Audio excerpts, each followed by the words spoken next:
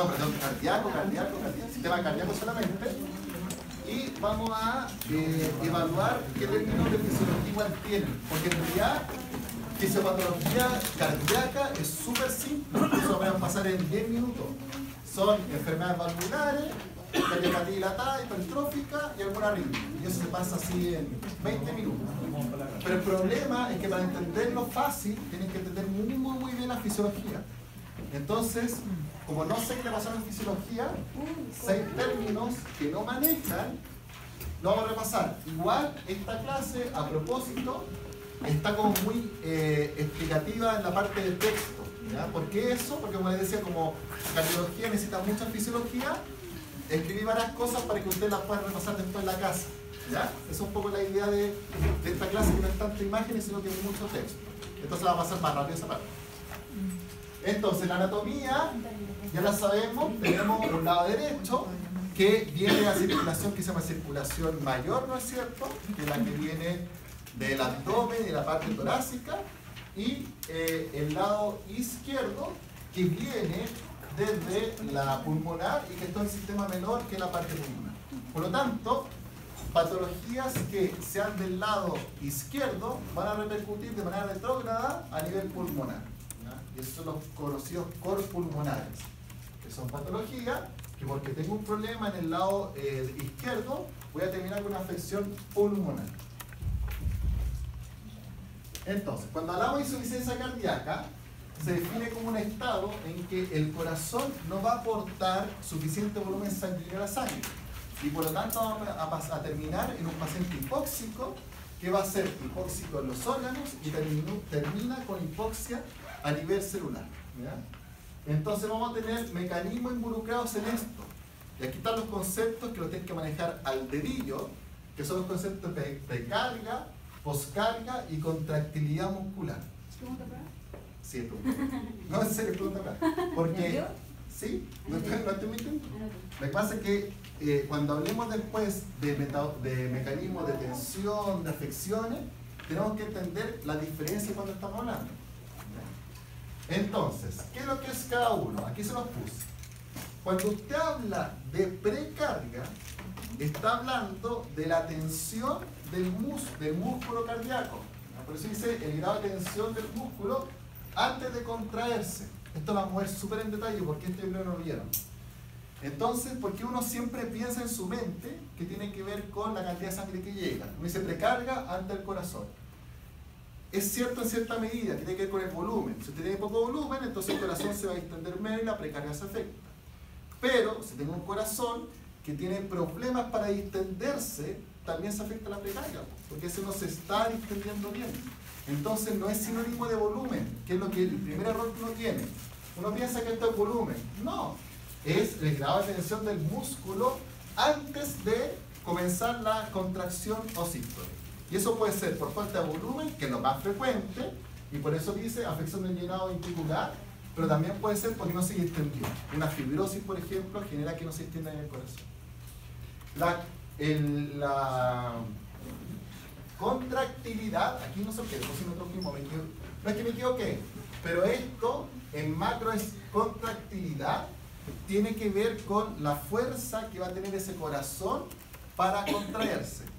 Y no es lo mismo que contractibilidad, tiene una L, no una B, es contractilidad. Eso tiene que ver con que la fuerza para contraerse no solamente tiene que ver con, como dice su nombre, con fuerza, sino también con el cronotropismo, que es el tiempo de contracción. Esas dos cosas están involucradas en eso. Eso depende mucho del estado de la fibra. Si la fibra está mala, no se va a extender ni a contraer. ¿Ya? Y eso es como lo que vamos a ver después de la ley de Frank Starling. Si se extiende mucho, por ejemplo, un elástico, hay un momento que el elástico no va a volver a su posición normal, sino que va a quedar latiguo. ¿Ya? Y la poscarga, esto tiene que ver con la fuerza que tiene que ejercer el músculo cardíaco para sacar la sangre del corazón al vascular. O sea, está muy involucrada aquí la resistencia sistémica, la hipertensión sistémica. Estos tres factores, la contractilidad, la precarga y la poscarga, van a determinar lo que es el gasto cardíaco. ¿Ya? O sea, esos tres factores nos van a decir cuánto volumen nuestro corazón va a eliminar. Por lo tanto, el gasto cardíaco es el primer término que es muy importante. Fisiológico, no fisiopatológico, pero importante. Entonces, esta curva ¿la vieron? No. Ya. No se me hacen la visto. Ya, esta curva en fisiología es súper importante. Por eso es que se la estoy pasando, porque esta sí que es relevante. Se llama curva de volumen ventricular con presión. Y esto se ve muy enredado, pero no es tan difícil de ver. Recuerden que el corazón tiene válvulas, ¿no es cierto? La sigmoidea y las atrioventriculares, ¿no es cierto? La tricuspidia que va por el lado derecho y la bicuspidia que va por el lado izquierdo. ¿Por qué la derecha es tricuspidia? Sí, pero ¿por qué? ¿Por qué fisiológicamente el lado derecho tiene 3 y el lado izquierdo tiene 2? Es una pregunta de fisiología. ¿Por qué el lado derecho tiene 3 válvulas y el lado izquierdo 2? ¿Por qué no tiene al revés? ¿Por qué no tiene 3 y 3 o 2 y 2? Por la circulación de la sangre. No, no tiene que ver con la circulación, tiene que ver con un efecto. No, tiene que ver con lo siguiente. Esto tiene en ciencia se llama teología. Se me olvidó la palabra. Bueno, pero mire, en ciencia nada tiene un fin, pero uno le busca un fin. Lo que ocurre es que el lado derecho, si se fijan, la sangre es una sangre desoxigenada y el lado izquierdo es oxigenada. ¿Qué es más grave? ¿Que usted devuelva sangre desoxigenada o oxigenada? Desoxigenada. Entonces, por eso el lado derecho tiene 3 válvulas para que sea más difícil que haya regurgitación mitrálica derecha, porque ahí usted estaría devolviendo sangre desoxigenada. En cambio, si el lado izquierdo falla, que es lo más frecuente, hay regurgitación, pero de sangre oxigenada, porque viene la circulación menor que la del pulmón. Entonces, ¿por qué tenemos 3? Porque es más peligroso que se vuelva sangre sin oxigenar, porque va a intoxicar el cuerpo a que se vuelva sangre oxigenada, que por último está con oxígeno, como dice su nombre. ¿Ya? Es por eso que tenemos 3 en el lado derecho y 2 en el izquierdo. Entonces, si se fijan en esta curva, hacia la izquierda tenemos el volumen y la presión va hacia arriba. Entonces, como dice acá, la válvula mitrálica se va a abrir. ¿Ya? ¿Cuánto se abre la válvula mitrálica? Cuando el ventrículo tiene que llenarse de contenido. ¿Ya? Ahí se abre la válvula mitrálica. Entonces, si se fijan, yo lo que hago, abro la válvula mitrálica y si mi ventrículo no tiene nada de sangre, se empieza a llenar de volumen. Llenar de volumen, llenar de volumen, llenar de volumen. ¿Ya? Eso es lo que se conoce como diástole ventricular. Se llena, pero fíjense que la presión no aumenta. Esa es la idea, que no aumente la presión en ese momento, porque si no aumenta, puede ir extendiéndome fácilmente y que entre más sangre. Entonces, la presión no aumenta y va a ocurrir que después hay un momento en que el volumen empieza a aumentar un poco la presión. Entonces, ese aumento pequeño, que es esta curva que está acá, va a hacer que la válvula mitrálica se cierre. Se cierre. Y ahí, como esa va a estar cerrada, lo que va a ocurrir es este término que se conoce como contracción isovolumétrica. Se ve la válvula mitrálica. Tengo una bolsa en el ventrículo con sangre. Pero esa bolsa con ventrículo con sangre en algún momento tiene que salir al sistema. Pero para salir, el músculo se empieza a contraer y a tener más fuerza, y eso es lo que se llama contracción isovolumétrica. ¿Por qué se llama isovolumétrica? Porque no está perdiendo sangre, se está ahí, se están todas las válvulas cerradas. Lo que estamos haciendo ahí es que genera tanta fuerza de tensión que en algún momento esa tensión va a abrir las válvulas sigmoideas, que son la pulmonar y la aórtica. Y ahí está esto. Se abre la válvula aórtica y ocurre la sístole ventricular, que es el periodo de eyección.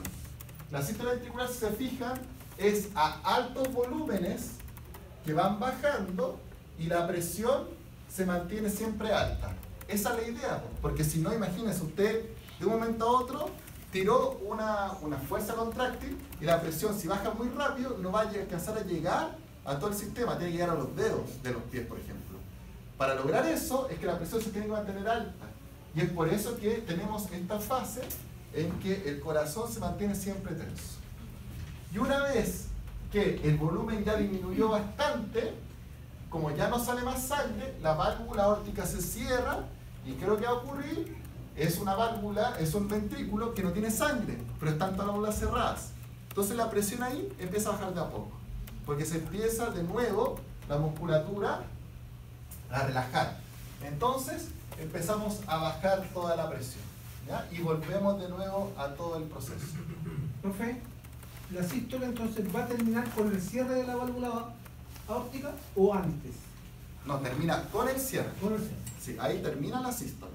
La sístole es todo el proceso hasta que se cierra la válvula aórtica.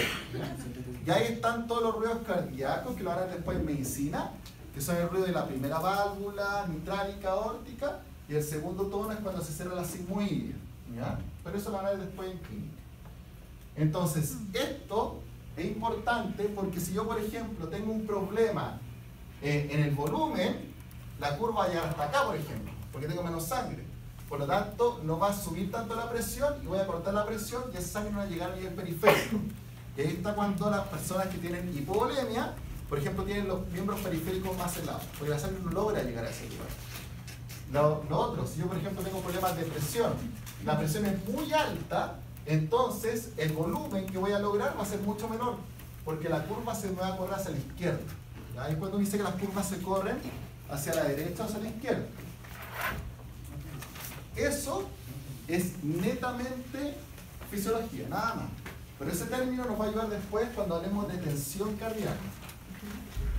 Entonces, la insuficiencia cardíaca aguda, ejemplos, traumas cardíacos, infartos, que los perros, ¿por qué es poco frecuente el infarto?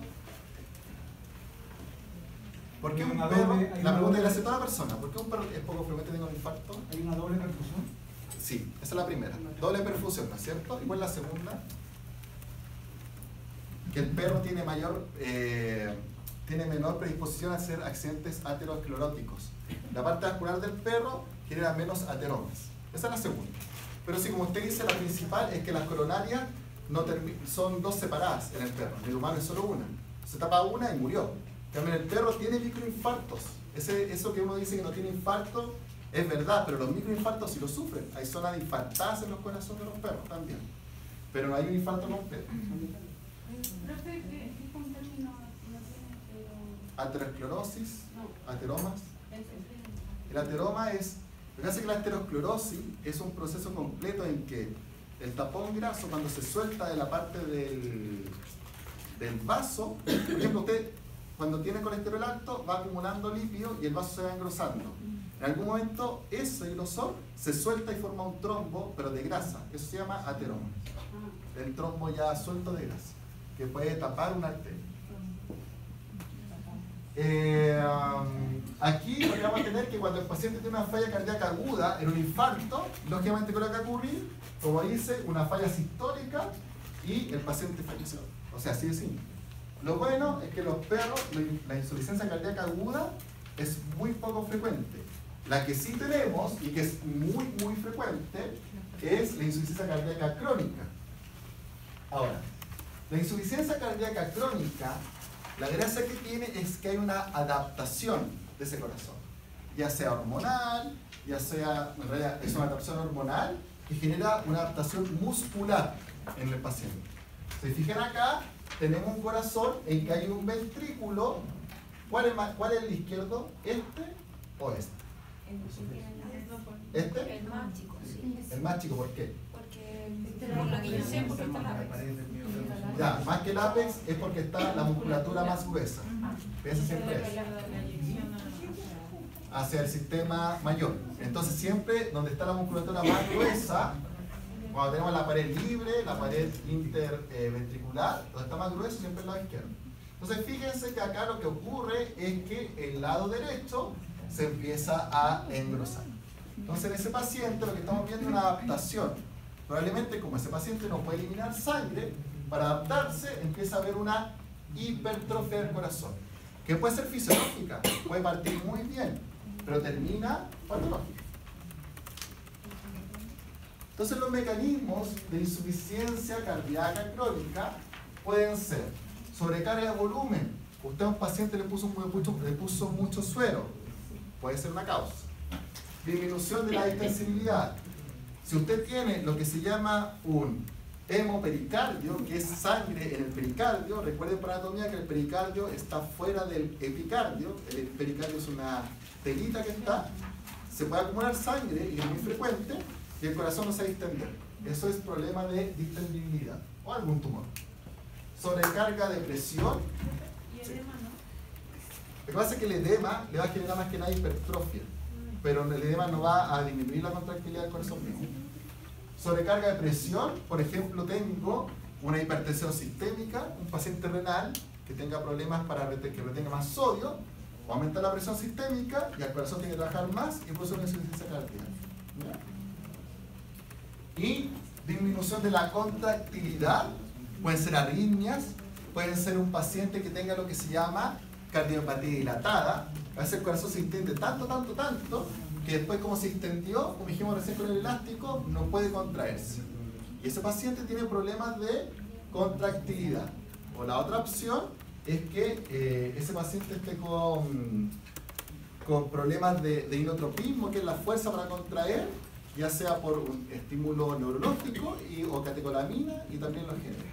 ¿Ya? Son las dos causas de disminución de la contractilidad. Entonces vamos a hablar de sobrecarga de volumen. Sobrecarga de volumen, la principal causa es cuando tenemos problemas de sacar la sangre. La más simple.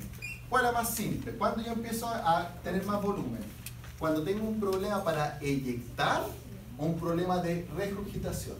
Si yo, por ejemplo, tengo un problema en eyectar, tengo una válvula sigmoidea. Cuando hablo de sigmoidea, recuerden que son las pulmonares y la aórtica.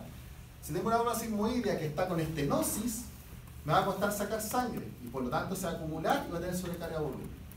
Por otro lado, si tengo una válvula que es insuficiente, por ejemplo la insuficiencia mitrálica, se va a volver más sangre hacia la aurícula y también va a haber una extensión de ese corazón. Si tengo una insuficiencia, que eso sí que es raro, aórtica o pulmonar, entonces se devuelve la sangre de la aorta hacia el corazón y va a haber una sobrecarga. Lo más frecuente es que tengamos problemas de eyección en pacientes pequeños, y una de las principales son la estenosis aórtica o subaórtica, porque ella se diferencia. Entonces, ese paciente nació con él apretado con la válvula. Entonces lo que uno hace es que mete un catéter, le pone ¿cómo se llama la válvula? Le pone una válvula que la inflan y abren en la estenosis. ¿Ya? Eso es bien frecuente que ocurre. Profe, una pregunta. ¿Eso ocurre cuando... Esa palabra. Profe, ¿eso ocurre cuando los niños, cuando son fetos, hay una parte que está abierta y luego, o que está cerrada y no puede abrirse? Producto de eso. Ya, es que esa es otra causa. Pero eso que usted me dice es, también a los perros se llama comunicación, pero interventricular. Entonces lo que ocurre ahí es que el ventrículo está comunicado. Entonces la presión, ¿de dónde va? Del lado izquierdo hacia el lado derecho. Entonces empieza a aumentar el volumen, porque la sangre no sale por la aorta, sino que va al corazón derecho. Pero en algún momento el corazón derecho aumenta tanto que va del derecho al izquierdo. Entonces ese paciente se vuelve cianótico o azul. Cuando usted ve un paciente con comunicación interventricular y está cianótico o azul, es un paciente mucho más complicado, que es más avanzado. Pero no es como lo mismo, pero igual lo puede dar. Puede haber sobrecarga ventricular por lo que se llama comunicación interventricular. Así se llama.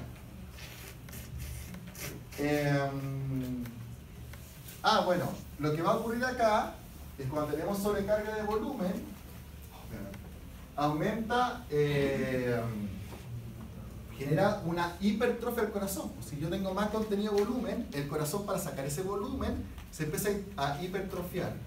¿Cuál es el problema? Que al principio está súper bien, no pasa nada, pero en algún momento el consumo de oxígeno va a aumentar. Si la célula es más grande, la célula consume más oxígeno, por lo tanto eso es lo más complicado. Y ese falta de consumo de oxígeno, supongamos que este paciente se vuelve cardiópata crónico, puede generar también arritmias. Ese corazón puede empezar a fallar y genera incluso arritmias por hipoxia celular. Pero, como les decía, el mecanismo compensatorio que va a ocurrir en un principio tiene que ver más que nada con la hipertrofia, que después se va a descompensar. Entonces, este es el mecanismo fisiopatológico en que vamos a tener, primero, sobrecarga de volumen, porque, esto es un ejemplo, un ventrículo puede ser poco distensivo. O sea, el ventrículo no se distiende. No sé por qué. Hemopericardio, un tumor de base cardíaca, hipertrofia, un gato hipertrófico, por ejemplo, cualquier causa. Entonces va a aumentar la tensión de la pared ventrículo y el ventrículo se va a tender a distender o dilatar. Ese ventrículo va a tratar de hacer un aumento de su volumen de alguna forma. Pero la capacidad de distensión está disminuida. Por lo tanto, como yo trato de distenderme y no puedo, aumento la presión final diastólica. Recuerden que la presión final diastólica es cuando yo me estoy distendiendo y no logro distenderme más antes de empezar la sístole. Hay un aumento posterior de la poscarga, porque a este corazón le está costando mucho sacar la sangre, y falla la sístole. La sístole falla porque falla la diástole. Si no tengo buena diástole, no voy a eliminar buena sangre, porque no tengo mucho contenido en el corazón. Y vamos a tener una insuficiencia cardíaca. Si el corazón falla y el corazón no está eliminando bien sangre, el corazón por sí solo puede generar un aumento de la presión capilar, porque esta sangre se empieza a devolver y todo se empieza, entre comillas, a encharcar. Entonces vamos a tener que el corazón que falló genera una hipertensión, y esa hipertensión a su vez va a fallar más el corazón. Y este es un círculo que termina haciendo que el paciente falle. Si es un paciente crónico no tratado, va a fallecer por este mecanismo. Son las explicaciones de por qué estos pacientes, cuando usted lo ve, generalmente están hipertensos. Su corazón está fallando. Esa es la verdad. ¿Ya? Entonces, para esto, cuando ustedes piensen siempre en por qué la hipertrofia genera problemas, piensen que en un principio la hipertrofia es totalmente benigna. Y esta es la ley que le han pasado desde el colegio, que es la de Frank Starling, en que, como dice ahí, el corazón lo que va a hacer es que si llega mucha sangre, va a aumentar la precarga. O sea, va a tratar de distenderse mucho más para llenar más volumen, porque me está llegando más volumen. Y eso lo hace para poder contraerse con más fuerza. El clásico globo, el que se distiende y elimina con más fuerza. Pero existe un límite fisiológico para esto, que si usted lo sobrepasa, el corazón no se va a distender más, ¿ya? Y por lo tanto va a tener cada vez mayor volumen y va a generar una insuficiencia cardíaca. Profesor, Dígame, esto es un resumen que va a pasar porque es para lo que usted. tratamos habitualmente, el corazón está con síntomas Lo que tratamos como, habitualmente. ¿cómo tratamos habitualmente el corazón? Lo que tratamos. Ah, los que trotan. Los que trotan, ¿cuál es la idea? Generar una hipertrofia, pero la hipertrofia que usted tiene que generar es una hipertrofia que se llama excéntrica, en que las células vayan creciendo hacia alrededor del corazón. La hipertrofia patológica es la concéntrica que crece hacia adentro, y eso es porque disminuye el volumen a nivel del corazón del miocardio. Entonces, la idea de hacer ejercicio es que su corazón tenga hipertrofia, pero la que se llama excéntrica, que es hacia alrededor. Que el corazón crezca de tamaño, pero la cámara no se achique. La mala es la que se llama concéntrica, en que las células crecen hacia adentro y por lo tanto se achica ese corazón. Esa es la patología. Por eso fue cambiado. ¿Sí, po? Para eso vamos a cada vez. Exactamente. Porque tiene una mayor capacidad cardiopulmonar. ¿Ya? Como les decía, al final de cada parte les puse un resumen, pero no vamos a leer ahora, ¿cierto? Un resumen. Entonces, la tensión.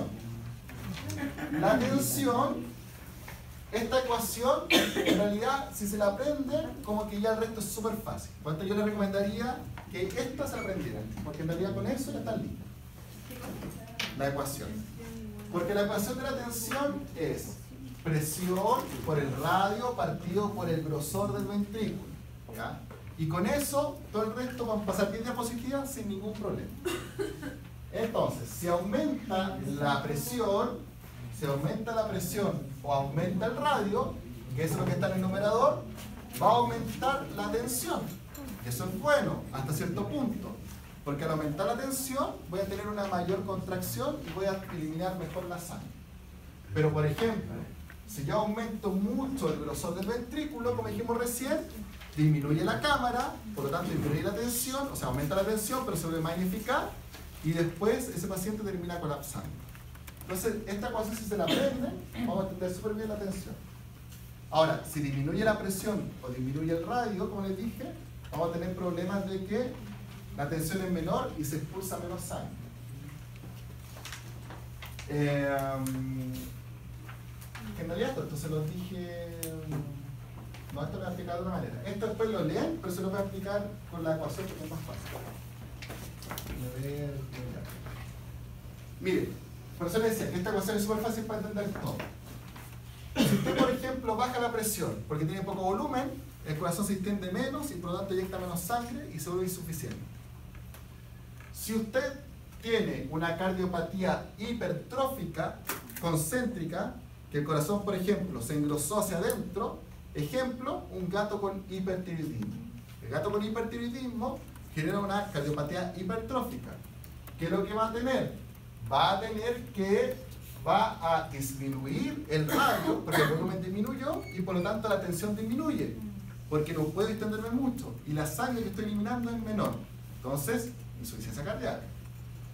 Si aumento mucho el grosor, que es el grosor de la pared, también voy a disminuir la tensión, porque esto es el denominador, ¿ya? Y casos contrarios, por ejemplo, si usted disminuye el grosor en un paciente con cardiopatía dilatada, ¿cuál es esa? El paciente boxer en que el corazón crece y usa una pelota, un balón. Entonces aquí lo que usted puede confundirse es decir, ah, pero mire, estoy aumentando el volumen, entonces estoy acá, estoy aumentando el radio un montón. Y más encima, usted disminuye el grosor, o sea, lo puso así, delgadito.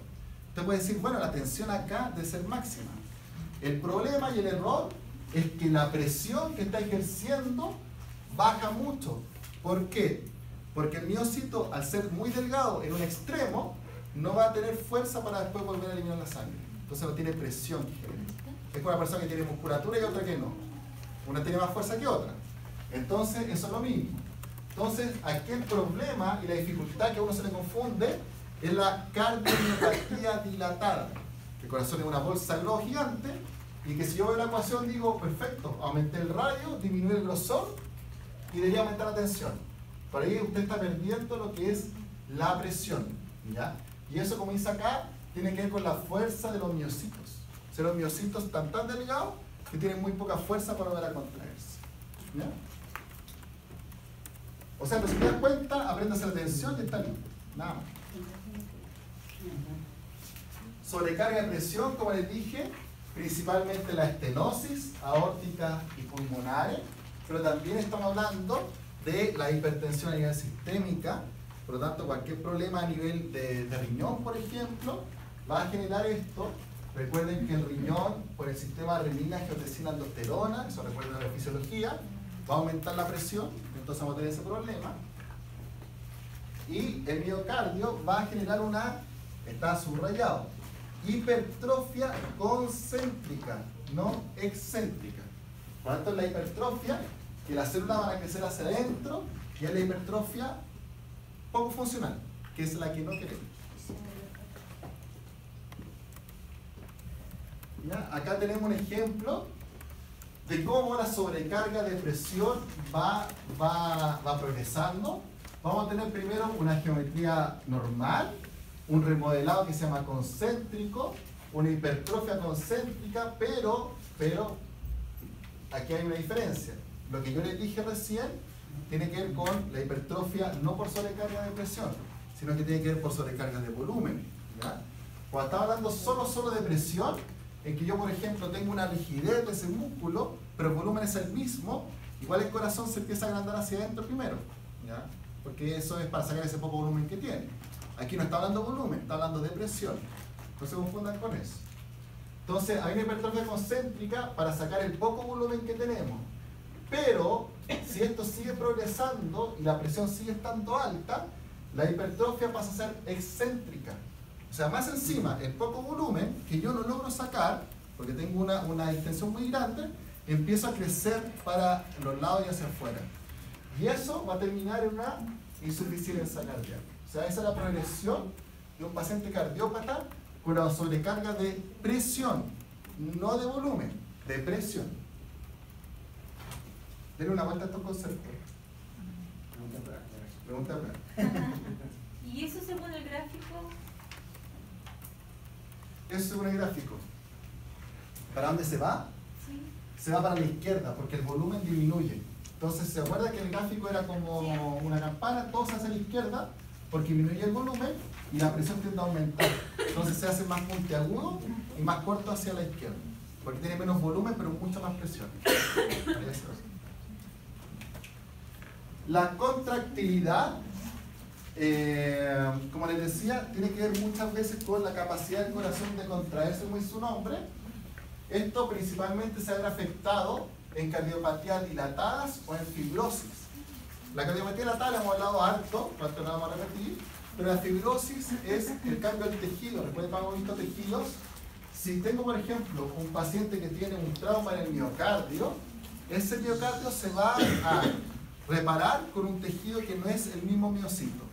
Por lo tanto, va a ser un tejido fibrótico poco funcional. Y ese paciente lo que va a generar es una disminución de la contractilidad porque estos miocitos no se van a contraer como se contraían anteriormente. Entonces acá también vamos a generar una cardiopatía.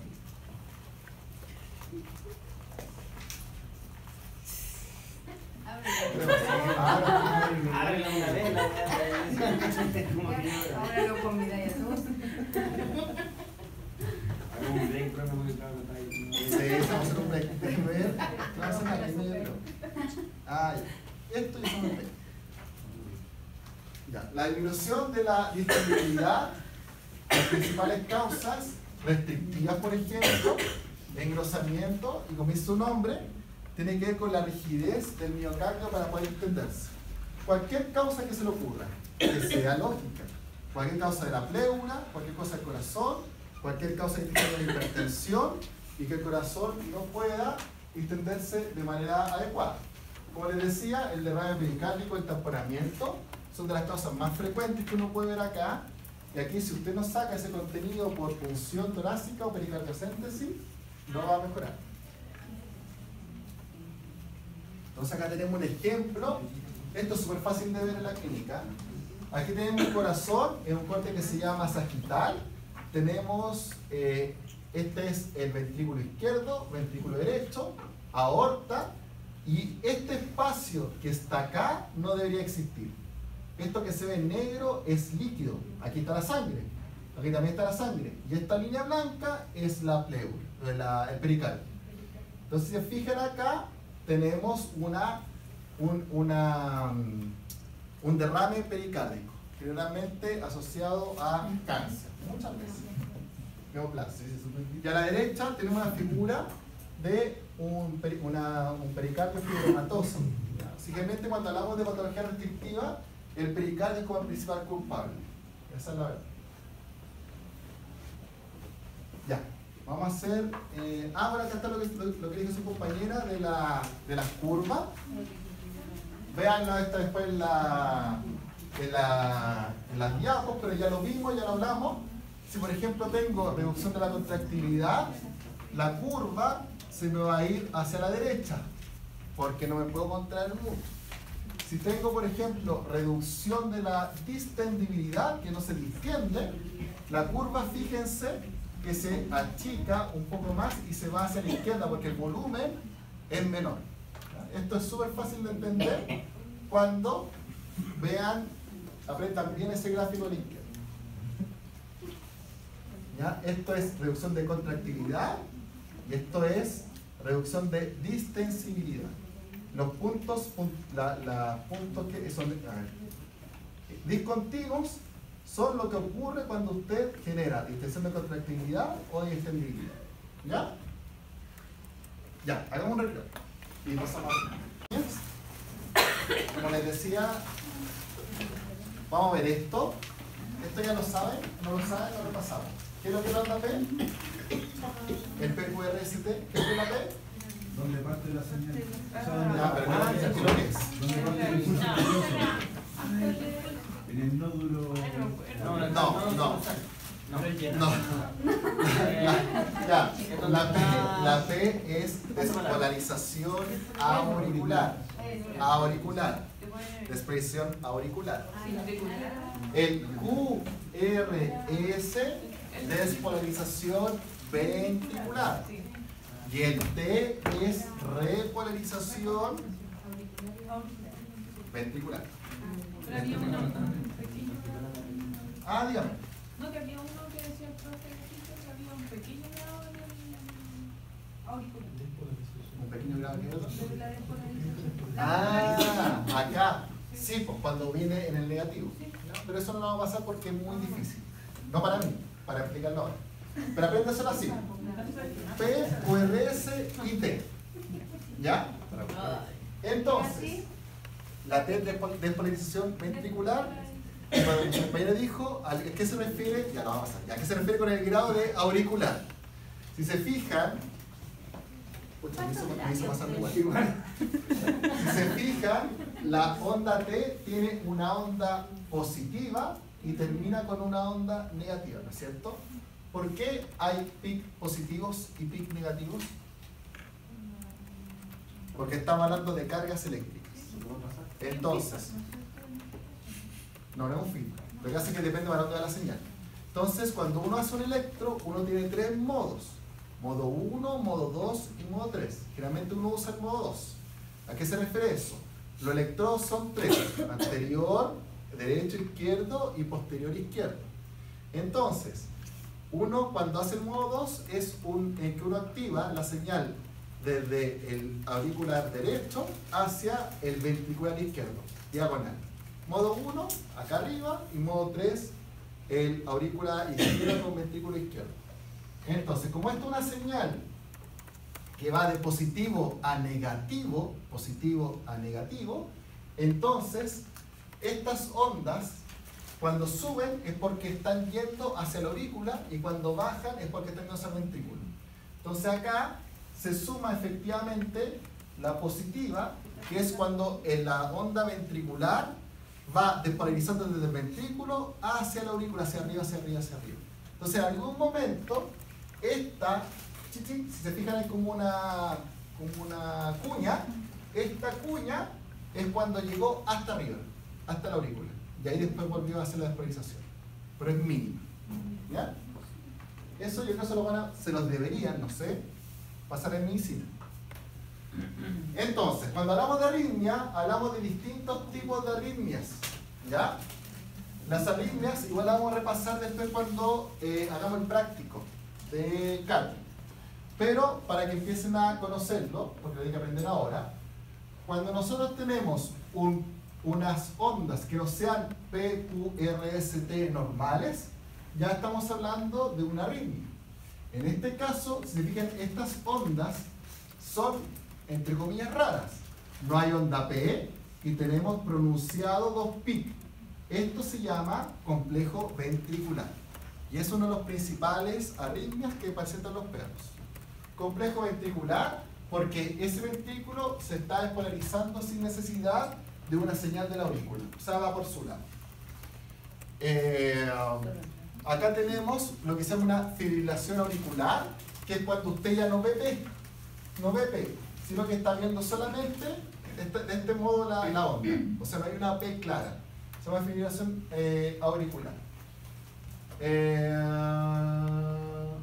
Bueno, esto no. Fibrilación gruesa, que cuando uno desfibrila, pues no se preocupe. Y no, el resto no nos sigue. Que son más de clínica. Pero eso es importante. Tenemos, como les decía, complejos ventriculares, que son complejos del ventrículo sin necesidad de onda P. Y tenemos también lo que se llama fibrilación auricular, en que no vemos una onda P evidente. Profesor, Dígame. ¿solamente podemos ver arritmias con el electro? ¿Es lo único que se puede identificar? No, podemos ver la frecuencia cardíaca del paciente, porque el electro tiene unos cuadritos, ¿no es cierto? Esos cuadritos determinan a qué velocidad usted está pasando el papel. Entonces, si usted sabe cuánto mide cada cuadro, usted puede ver cuánto se está demorando. Entonces puede calcular frecuencia cardíaca cuando usted mide el R, que son las puntas. Eso es lo que usted podría ver. También puede ver aumento de la aurícula derecha. Si por ejemplo tengo una P picuda, una P que esté así, hacia arriba, es aumento de la aurícula derecha, aumento de volumen, auriculomegalia derecha. Si usted ve, por ejemplo, un QRS que es ancho, entonces probablemente tenga una distensión del ventrículo, porque el ventrículo está muy grande y por eso la señal se está demorando más en hacer todo el recorrido. Pueden muchas cosas. Entonces, acá tenemos los principales bloqueos. Antes de nada, recuerden que el perro tiene una arritmia que se llama fisiológica, ¿no es cierto? ¿Cuál es la arritmia fisiológica? No. Todos los perros tienen arritmia fisiológica. Después de la cirugía. Acá no, acá en el centro de la... No va por ahí. Está hablando de frecuencias. La arritmia fisiológica es taquicardia inspiratoria y bradicardia expiratoria. Eso es, tan simple como eso. Si usted tiene inspiración, aumenta la frecuencia. Si tiene expiración, disminuye la frecuencia. Lo tiene el perro, no el humano. Por eso es importante. Taquicardia se llama arritmia fisiológica. Taquicardia inspiratoria y bradicardia. Expiratoria. Al expirar, bradicardia. Al inspirar, taquicardia. Entonces, tenemos tres tipos de bloqueo. El bloqueo MOVIX 1, perdón, vamos a ver bloqueos. El bloqueo MOVIX 1, el bloqueo MOVIX 2 y el bloqueo MOVIX 3 de tercer grado. Esto lo vamos a repasar en el práctico, pero se aprende acá. El bloqueo MOVIX 1, si se fijan, es el siguiente. Escucha, no tengo justo puntero, pero la explicación. Fíjense que tengo una onda P, tengo una onda P, tengo una onda P. ¿Qué tiene que ver acá usted? Que el PQ se empieza a espaciar. Y llega un momento en que tenemos un P sin QRS. ¿Ya? Ahora, ojo acá. El MOVIX 1 es cuando el P se espacia del Q. Pero cuando desaparece el QRS, ahí se llama MOVIX 2. ¿Ya? O sea, este punto de acá, en que tenemos 2P, ya pasa a ser un MOVIX 2. ¿Ya? No se confunda con este electro. El 1 se espacea el PQ, listo. El 2 se espacea, pero fíjese acá. O se puede o no espaciar. Fíjese acá. P, QRST, P, P. Se perdió el QRS. Pero no importa que no baje. Es que perdió porque acá, porque no hay nada acá, porque mire.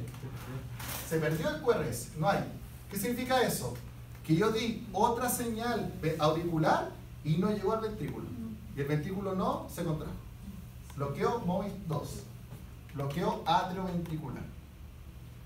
Y el tercer bloqueo es el más complejo, en que hay despolarización auricular por un lado y ventricular por otro. Se llama bloqueo atrioventricular de tercer grado. Entonces, me polarizo con la aurícula y la aurícula tiene nada que ver con el ventrículo, se polariza a su velocidad. Entonces tenemos complejo ventricular, PP, complejo ventricular, PPP, complejo ventricular, PP. El tercero es el que necesita marcapaso. Y los otros dos pueden responder con fármacos, por ejemplo, como la atropina, como fármacos que... ¿cómo se llaman? Bueno, como la atropina, todos los fármacos que son simpático-miméticos. Cualquier fármaco simpático-mimético les va a ayudar en aumentar la frecuencia de sentido.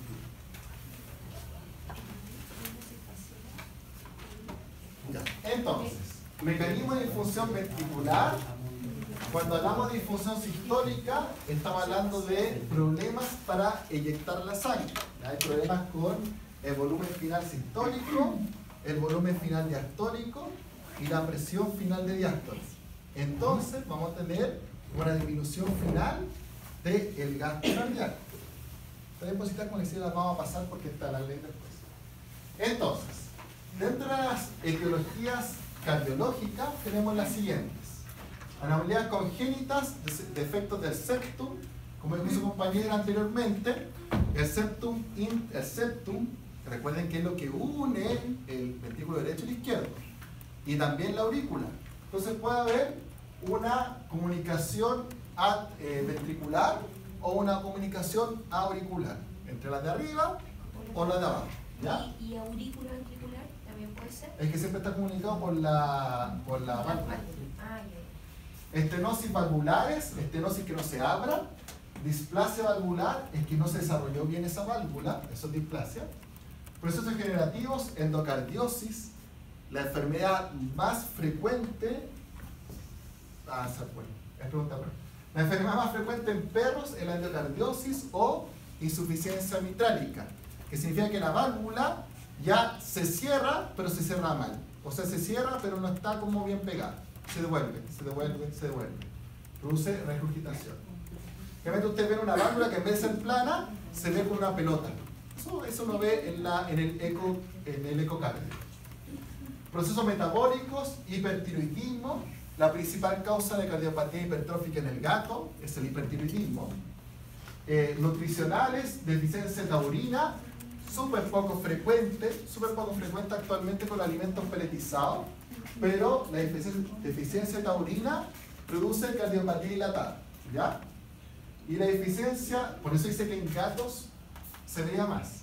Y en gatos la deficiencia de L-carnitina produce problemas de la contracción muscular. Ustedes van a ver que muchos cardiólogos le dan L-carnitina a los perros para que también mejore su capacidad contractil. Neoplasias, todos los tumores que quieran ver, generalmente el camodectoma, uno de los más frecuentes, que es un tumor de base cardíaca. Procesos infecciosos raros, pericarditis y miocarditis infecciosa, muy raro en los perros. En otros países existe la dilofilaria, que es un parásito del corazón, ¿cierto? Ese es frecuente. Pero acá no. Pero es que llega de Brasil un perro y puede tener dilofilaria. ¿Sí? Hasta aquí no hay. No, porque Es que no llega. No. Hasta aquí no hay. Bueno, acá está. Idiopáticas, pericarditis idiopática. Inflamación del pericardio sin causa muy conocida. Profe, Dígame. con respecto a la dilofilaria, ¿Ya? ¿se desparasita en Brasil y cuando ingresa a Chile se vuelve a desparasitar? Es que el antiparasitario de la dilofilaria es distinto al que tenemos en Chile. Entonces usted no la desparasita acá para la dilofilaria. Ahora, la pregunta es, ¿cómo usted descarta que ese perro no ingrese con dilofilaria? Justamente porque igual los parásitos generan resistencia. Entonces, Sí. yo puedo como protocolo a lo mejor desparasitar al animal en Brasil, por decirlo, lo mando para acá a Chile, y acá en Chile llega con los huevos o algo. Sí, es verdad. Entonces, Es súper cierto. Yo no sé cómo se puede saber. Lo que yo he visto es leishmaniasis, que es otra enfermedad, que en realidad es una enfermedad de piel de un perro que vino de Brasil y que lo mismo, se supone que estaba manejado por la leishmaniasis, pero lo trajo y le dio. Ahora, no es que se traspasara, hubo que decomisarlo y se le pasó al SAC, pero yo no sé cómo usted puede descartar la dilofilaria así como solo diciendo el diente parasitario. No, justamente a lo que voy es que si hay algún protocolo acá en Chile que nos permita evitar el paso de ciertas enfermedades. Los protocolos son simplemente que viene de Brasil, con el certificado que dice que está sano y con la desparasitación de la dilofilaria de Brasil. No hay nada más que eso. Sí, pues, si el dueño llega a Chile y se le hace cuarentena, pero el dueño puede pagar para que haga seguimiento, si no, no. Pero no a todos se le hace cuarentena. Sí, pues por eso le digo. Sí, no a todos se le hace cuarentena. Incluso no es la cuarentena lo que se haga normalmente. No.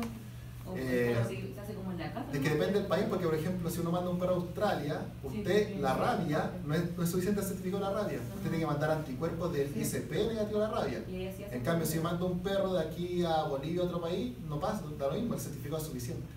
Entonces depende un poco del país también. Pero les pueda.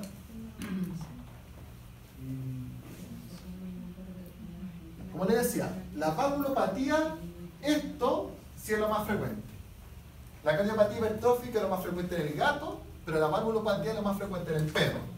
Principalmente razas pequeñas, poodle maltés y edad avanzada sobre los 8 años. Por lo tanto, es la que tiene mayor incidencia. Da un poco más en machos que en hembras.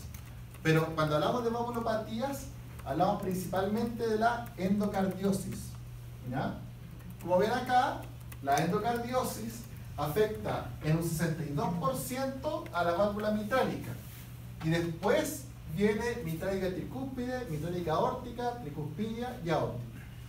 Esto, la explicación es la misma que estamos diciendo que es más fácil que yo afecte algo que tiene 2 válvulas, porque afecto una y ya falló, en vez de una que tiene 3 válvulas, que afecte una y quedaron 2. Tiene que ver con ese pensamiento. Entonces siempre va a ser la válvula mitrálica la que se ve mayormente afectada. Y vamos a tener regurgitación. Por lo tanto, si tenemos regurgitación, ¿qué órgano se va a ver afectado por la mitrálica? ¿El pulmón o el hígado? El pulmón. Porque la mitrálica va por el lado izquierdo. Entonces, regurgitación es que se devuelve el contenido hacia el pulmón.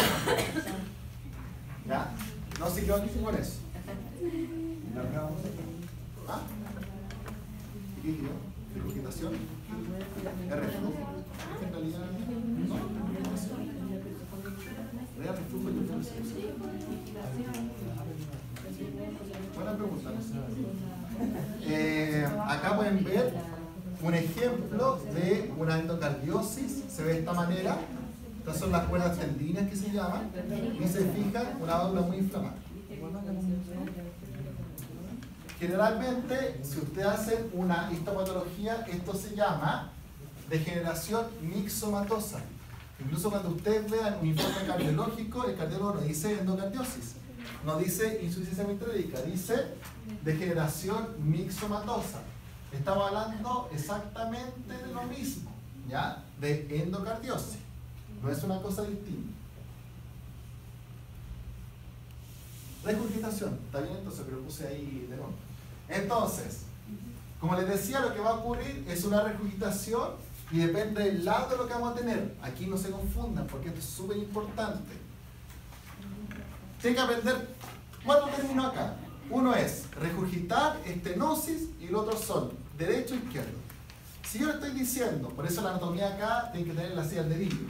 Si yo les digo, el paciente tiene una estenosis de la pulmonar, yo le estoy diciendo que por lo tanto va a tener un edema pulmonar. ¿Por qué? Porque la válvula, no, pues ahí me equivoqué, estenosis aórtica va a tener un edema pulmonar. ¿Por qué? Porque la sigmoide aórtica, como tiene estenosis, no sale sangre, se devuelve y llega al pulmón. Por lo tanto, edema pulmonar. Pero si yo les dijera insuficiencia de la aórtica, va a tener ¿qué cosa? Regurgitación. O sea, no es que no pase, sino que se va a devolver, ¿ya? Si yo les digo, por ejemplo, estenosis de la pulmonar, voy a tener afección derecha y ahí puedo tener ascitis. Pero también les puedo decir regurgitación de la tricuspidia, también voy a tener el lado derecho afectado, ¿ya? Regurgitación que se devuelve, estenosis que no pasa. Esa es la diferencia. Y si es derecho o izquierdo, afectamos hígado, pleura o pulmón, ¿ya? Lo otro, para que no se confundan, se lo digo al tiro, eso lo harán en medicina. Si yo les digo el lado derecho, cuando uno tiene un derrame pleural, uno dice, ah, el pulmón es el lado izquierdo. Nada que ver. La pleura llega por la cava torácica al lado derecho. Entonces, si usted ve un derrame pleural, no es lo mismo que un edema pulmonar. Si yo les digo edema pulmonar, sí, se ve la sangre al izquierdo. Pero si yo les digo un derrame pleural, el problema viene del lado derecho, porque de ahí está devolviéndose la sangre, ¿ya? No se confundan porque uno siempre se confunde con el pulmón y la pleura y dice, ah, es lo mismo. No, son distintos. No es tiroides. Esto ya lo vimos. Ah, bueno, aquí está este gráfico. Este sí que hay que hacérselo así de memoria.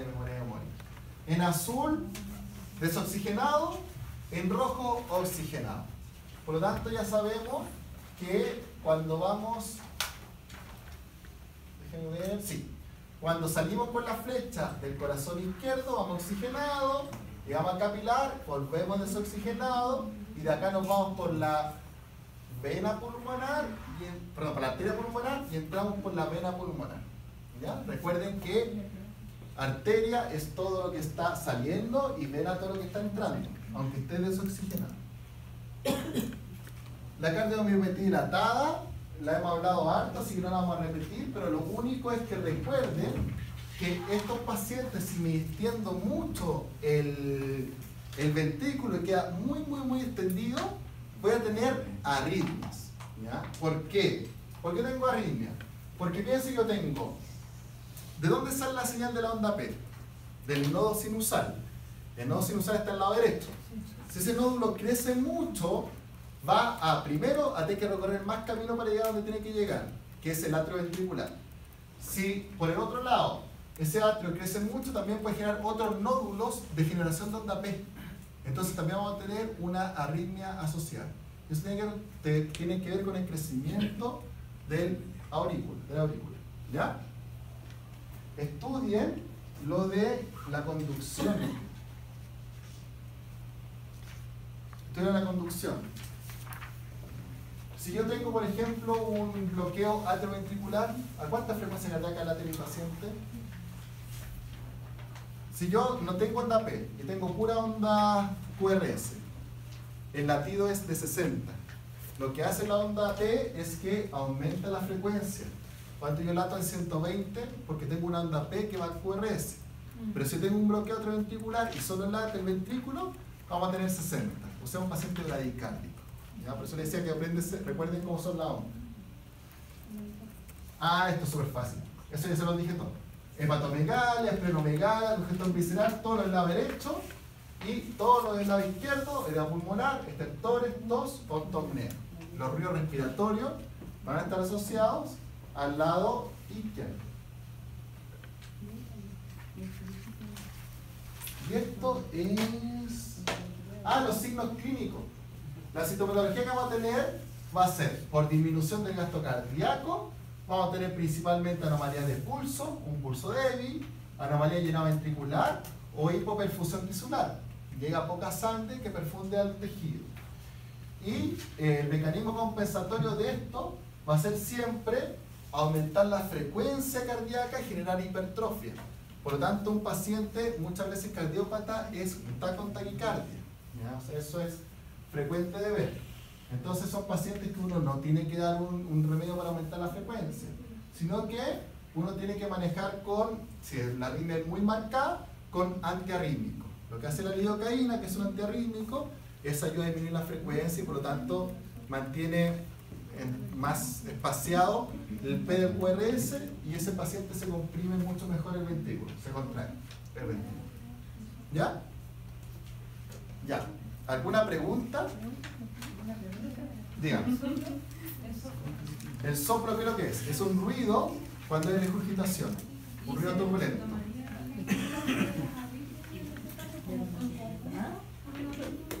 No, son cosas distintas. Un paciente que tiene soplo, un paciente que tiene o estenosis o tiene insuficiencia. Entonces, por eso me dice soplo regurgitante. Soplo regurgitante es el soplo cuando se bebe la sangre. Y la estenosis genera un soplo que es mucho más turbulento. Son soplos en jet, de la estenosis. Pero son ruidos que ocurren por el movimiento de la sangre. Eso lo vamos a ver cuando hagamos práctico cardio. Vamos a ver soplos, tipo de soplos y arritmias. ¿Ya? Ya, repasen esta clase, la clase más